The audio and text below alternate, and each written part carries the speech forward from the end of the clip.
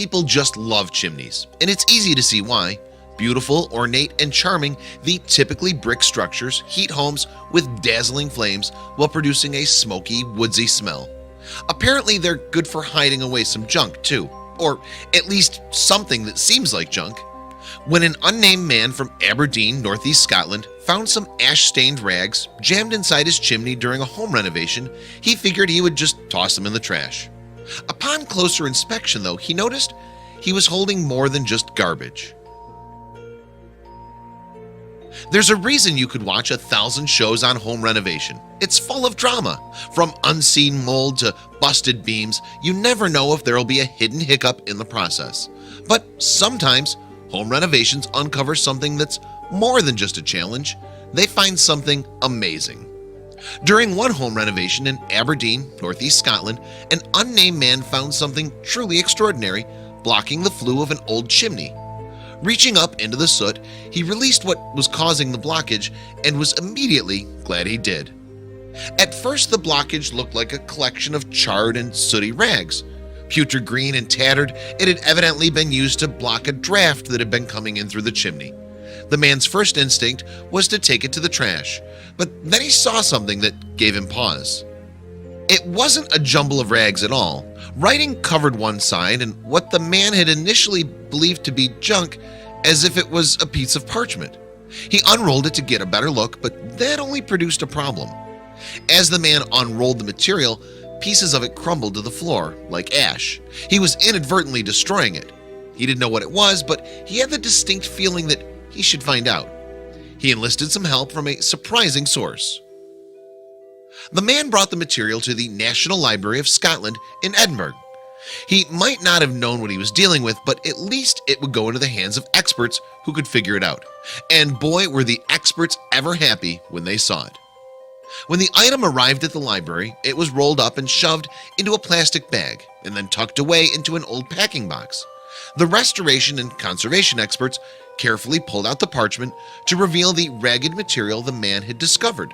Soon they would know exactly what they were looking at. As the experts laid the material on the table, they realized it was so much more than rags.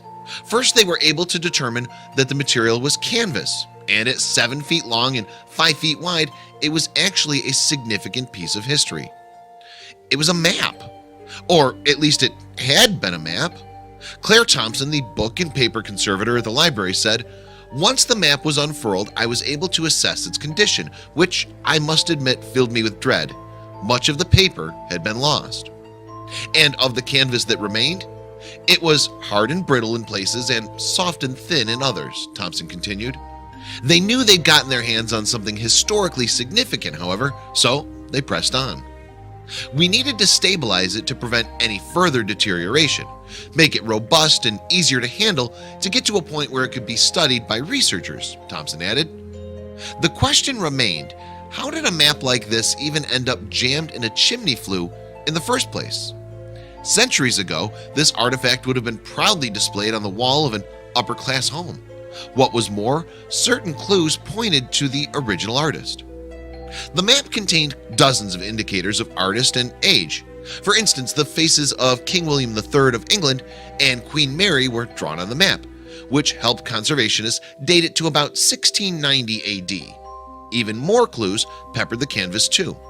The map showed sea battles of the time and indicated the Dutch colonizing of both China and Portugal, more events that pointed towards the late 17th century. Here too you could see how the map was made. The paper was attached to the canvas. There were even further indicators of age beyond those. The map showed the Dutch in a fine, heroic light, while highlighting the Spanish as villainous conquerors. In other words, this wasn't a map made by Spaniards. So who made it? Researchers eventually uncovered the truth. The map had been drawn by George Wildey of London, England. That didn't quite answer the question of its genesis, though, because Wildey didn't make original maps. He simply copied maps others drew. What was the true origin then? As researchers dug deeper, they discovered that the map had been based on a drawing by the Dutch mapmaker Gerald Valk.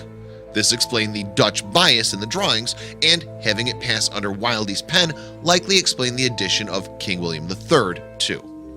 The one thing that didn't explain is how it ended up in a chimney in Scotland. Perhaps, researchers speculated, the map had been hidden for religious reasons. Decorated with a Protestant king, it didn't exactly fit the expected decor of a home in Roman Catholic Scotland. The choice to hide the map, though, made all the more work for the preservationists.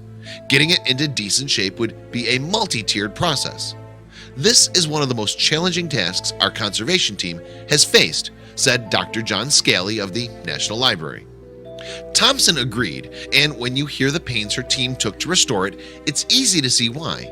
According to the library's website, conservationists had to flatten the map, separate it into its original 8 sections, remove the linen backing, dry clean and wash the paper, and then reassemble it.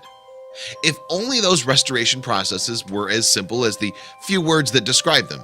Still, with the daunting challenge ahead of them, the preservationists tackled the challenge head on. As Dr. Scally put it, it would have been very easy for this map to end up at the bottom of a skip, but thankfully it can now take its place among the magnificent maps held within our collection. Just look at the map in all its restored glory. So don't forget to check your chimney before lighting your next winter fire. You never know what might be hiding in the flue. You can find more information on the restoration process of this map by visiting the library's website.